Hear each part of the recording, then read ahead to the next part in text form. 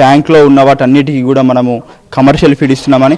అది ఏదైతే commercial feed ఉందో ఇది అంటే మనము ఆ ట్యాంక్స్లో ఉన్నటువంటి చేపల సైజ్ బట్టి చేపల వెయిట్ బట్టి మనము ఫీడ్ సైజ్ అనేది ఇవ్వడం జరుగుతుంది.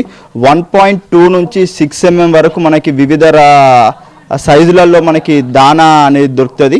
చిన్న చేపలకు వచ్చేసి మనము 1.2 వేస్తాము. పెద్ద చేపకు వచ్చేసి అంటే 1/2 కిలో పైబడిన చేపకి మనము 6 mm ఫీడ్ ఇస్తాం. అందులో కూడా ఇచ్చేటటువంటి ఫీడ్లో కూడా ప్రోటీన్ పర్సెంటేజ్ ఉంటుంది, ఫ్యాట్ పర్సెంటేజ్ ఉంటుంది. కాబట్టి దానికి అనుగుణంగా మనము ఇస్తాం.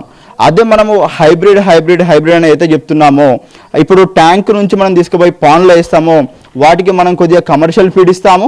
కొద్దిగా మేము కోలార్ నుంచి తెచ్చినటువంటి ఇన్సెక్ట్స్ కానీ డ్రైడ్ అలాగే డ్రై ఫిష్ కానీ ఇటువంటివి మనము వేస్తుంటాం. దాని ద్వారా మనము దానా ఖర్చు కూడా మనము చాలా వరకు తగ్గించుకునే అవకాశం ఉన్నది. మేము ఏదైతే ఈ చిన్న చేపలకు కంప్లీట్ మేము వాటికి ఫీడ్ అలవాటు చేస్తాం కాబట్టి అవి వైల్డ్గా వస్తాయి. వైల్డ్ అంటే దానాకు అలవాటు పడకుండా నాటుగా పెరిగే తత్వం ఉంటుంది వీటికి. కాబట్టి వాటిని పట్టుకొచ్చి మేము ఈ బేబీ ట్యాంక్స్లో వేసుకొని వాటిని ఈ దానాకు అలవాటు చేస్తుంటాం.